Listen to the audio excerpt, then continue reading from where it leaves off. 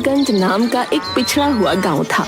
वहाँ के लोग बाकी दुनिया के मुकाबले काफी पीछे रह गए थे और यही वजह थी कि वो लोग बहुत सीधे साधे और नादान भी थे। फूलगंज आज भी किसी 70 के दशक में दिखाए जाने वाले गांव जैसा लगता था। भैया, मैं स्कूल जा रही हूँ। मुझे माफ कर दे बहन। अरे क्या हो गया? आप किस बात की माफी मांग रहे हो? मैं तेरा बड़ा भाई हूँ और तू मेरी छोटी बहन, पर फिर भी मैं बेरोजगार बैठा हूँ और तू नौकरी कर रही है। अरे तो क्या हुआ, आदमी काम कर सकते हैं तो क्या औरत नहीं कर सकती? शहरों में करती होंगी पर हमारे यहाँ नहीं करती। तो गांव की इकलौती लड़की है जो नौकरी करती है, क्योंकि तेरा भाई एक नंबर का नाकारा है। हमारे माँ बाप ऊपर से देखते होंगे तो मुझे कोसते होंगे। ओफो भैया, आप कितना सोचते हो। चलो इसको ऐसे समझ लो कि जो आपने मजदूरी करके मुझे पढ़ाया है कि उसी का बदला है। अच्छा मैं चलती हूँ वरना देर हो जाएगी। हाँ तू जा, वैसे भी तांगे से जाना होता है तुझे। यहाँ ऑटो रिक्शा या बस तो चलती नहीं है। सीमा तांगा करती है और स्कूल की तरफ चल पड़ती है। इधर पवन सोच रहा था कि वो क्या काम करे जिससे घर का खर्चा चल सके और उसकी बहन को आराम मिल सके।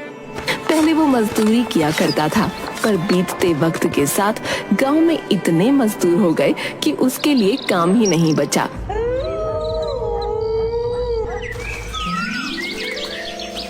मुझे प्रधान जी के पास जाना चाहिए, वो जरूर कोई ना कोई काम दिलवा देंगे। पवन सीधे प्रधान के पास पहुंचता है।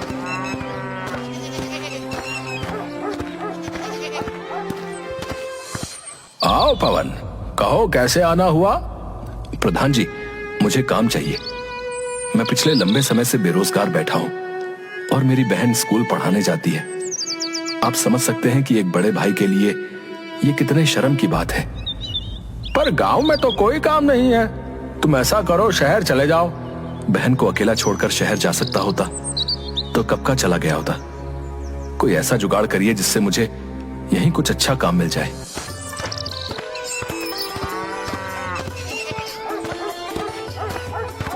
नमस्ते प्रधान जी, आपके लिए एक सरकारी चिट्ठी है। वो मेरी बात। हाँ एक मिनट, चिट्ठी सुन लूं पहले। हाँ धर्मू, तुम ही पढ़ो, हम तो ठहरे अनपढ़ आदमी। धर्मू चिट्ठी पढ़ता है तो पता चलता है कि काफी पहले पिछले प्रधान ने फूलगंज में सरकारी बस चलाने के लिए सरकार को अर्जी डाली थी, तो ये उसी का जवाब है। वो अर्जी मंजूर हो गई है। अरे वाह, ये तो बहुत अच्छी बात है। लो भाई पवन, तुम्हारी भी समस्या हल हो गई। तुम बस चलाने का काम कर लेना। पर मुझे तो बस चलानी ही नहीं आती। अरे भाई तो सीखो और लाइसेंस बनवाओ। पवन ये सुनकर बहुत खुश हो जाता है। वो अगले दिन से रोज शहर जाकर ड्राइविंग सीखता है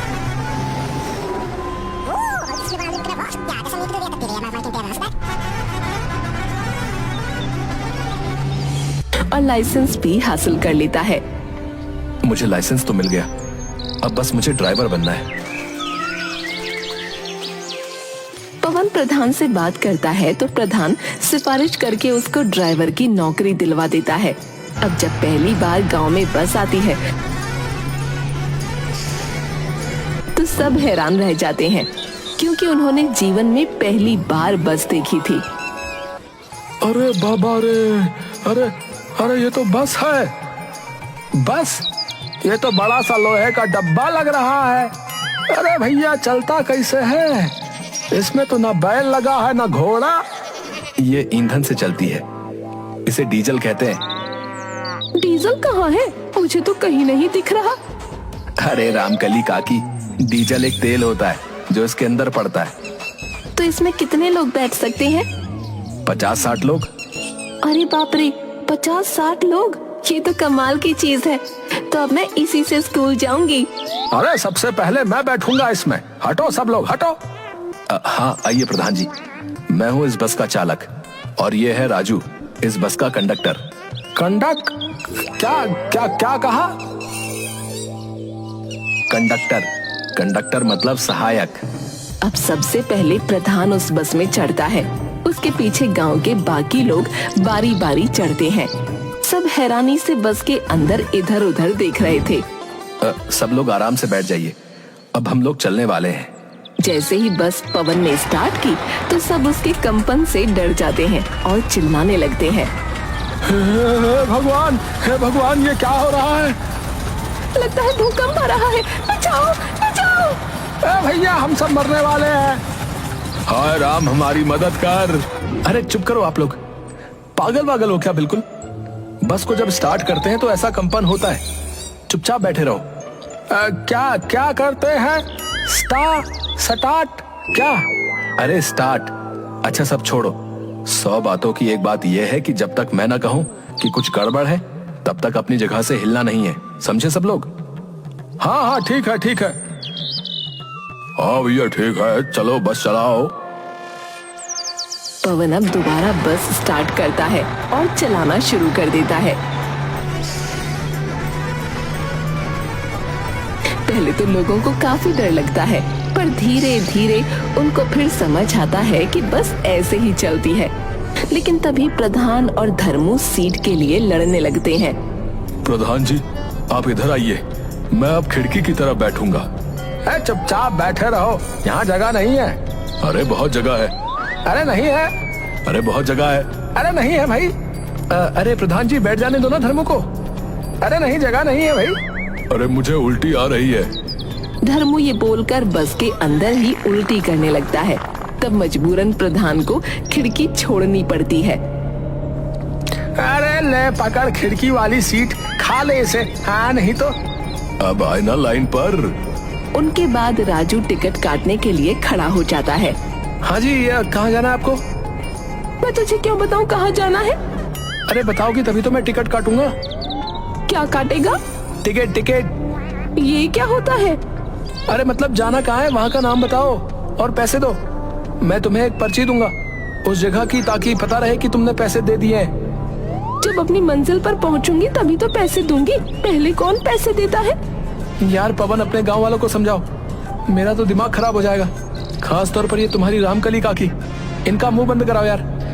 अरे रामकली काकी, बस में पहले पैसे देने होते हैं, इसका यही नियम है। जैसा राजू कह रहा है वैसा करो। ठीक है, लाओ तो।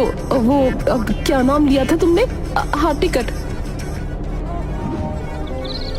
अजीबो गरीब किस्सा है बस का तो भैया, ये हमारे बस की नहीं है। आपको मजाक सूझ रहा है? मैं तो सोच रहा हूँ कि ये कंडक्टर अगर सारे पैसे लेकर भाग गया तो क्या होगा।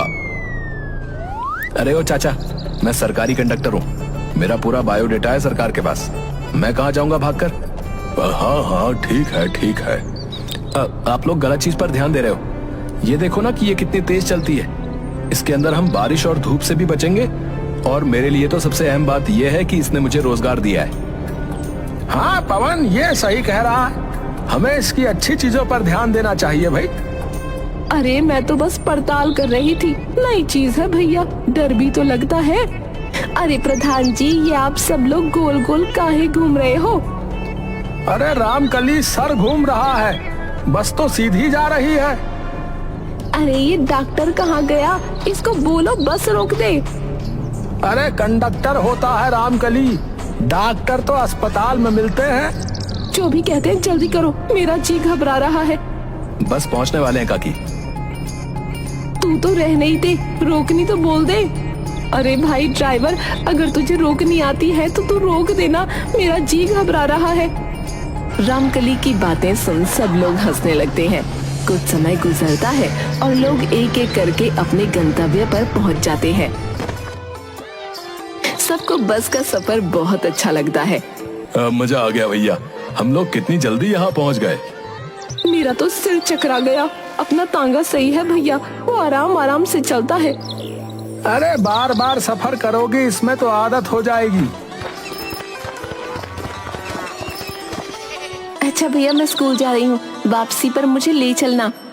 अरे अब तुझे स्कूल जाने की क्या जरूरत, अब तो मैं काम करने लगा हूँ। हाँ तो क्या हुआ?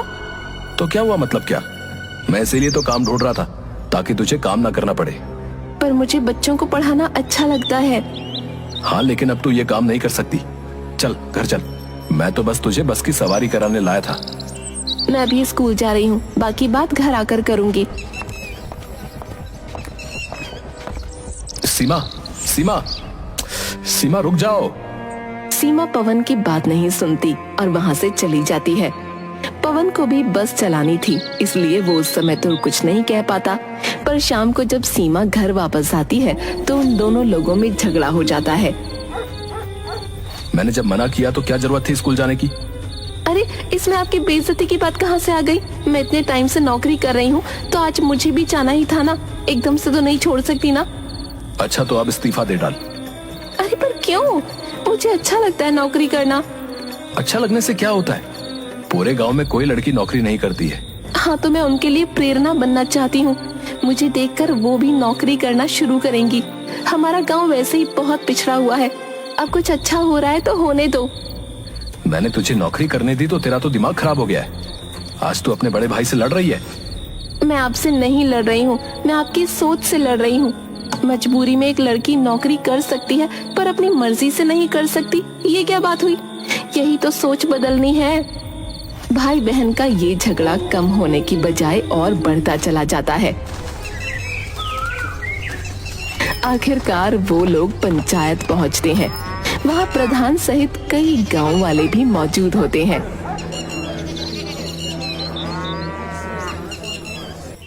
मैं तुम लोगों की पूरी बात समझ गया हूँ। अब तुम ये सरकारी बस चला रहे हो इसलिए चाहते हो कि तुम्हारी बहन नौकरी छोड़ दे। पर ये बताओ कि ये सरकारी बस चलाना तुमने सीखा कैसे और लाइसेंस कैसे लिया? तुम तो बेरोजगार थे तो तुम्हारे पास तो पैसे होंगे नहीं। जी वो सीमा नहीं दिए थे उसके लिए पैसे। ओह अच्छा, तो मतलब तुमने उसको पढ़ाया लिखाया था तो तुम चाहते हो कि वो तुम्हारे हिसाब से चले। पर अब तुमने उसके पैसे से बस चलाना सीखा है तो क्या वो मना करे तो तुम बस चलाना छोड़ दोगे? बताओ। नहीं, क्यों छोड़ूंगा भला? मैं आदमी हूँ, मेरा काम है पैसे कमाना। हाँ तो पैसे कमाना तुम्हारा काम है तो पैसे कमाओ, अपनी बहन पर हुक्म क्यों चला रहे हो? समय बदल रहा है पवन, अब मर्द और औरत दोनों ही काम करते हैं, समझे? हाँ मैंने माना कि अपने गांव में ऐसा नहीं है, पर कभी तो परिवर्तन की शुरुआत होती है। तुम्हारी बहन ने सही कहा कि वो बाकी लड़कियों के लिए एक प्रेरणा स्रोत बनेगी। हमारे गांव में बस आई, वो हमारे लिए एक बहुत बड़ा परिवर्तन था। पर तुमने हम सबको सिखाया कि बस में कैसे बैठना है, कैसे क्या करना है। तो जब तुम उस परिवर्तन को इतनी आसानी से स्वीकार कर सकते हो तो इस परिवर्तन को क्यों नहीं भाई? सब लोग मिलकर पवन को समझाते हैं तो उसको ये बात समझ आ जाती है कि उसे अपनी बहन के फैसले की इज्जत करनी चाहिए और उसे नौकरी करने देना चाहिए। मुझे लगता है कि आप सब लोग सही बोल रहे हो। सीमा, तुम्हें अपनी जिंदगी में आगे बढ़ने का पूरा हक है। तुम अपनी नौकरी बेझिझक होकर करो, मैं तुम्हारे साथ हूँ। वाह वाह भाई भाई, वाह भाई वाह, ये हुई ना बात। उत्तम परिवर्तन सफलता के लिए आवश्यक है भाई। उस दिन के बाद से वो दोनों लोग मिलकर अपना घर चलाते हैं और खुशी खुशी रहने लगते हैं।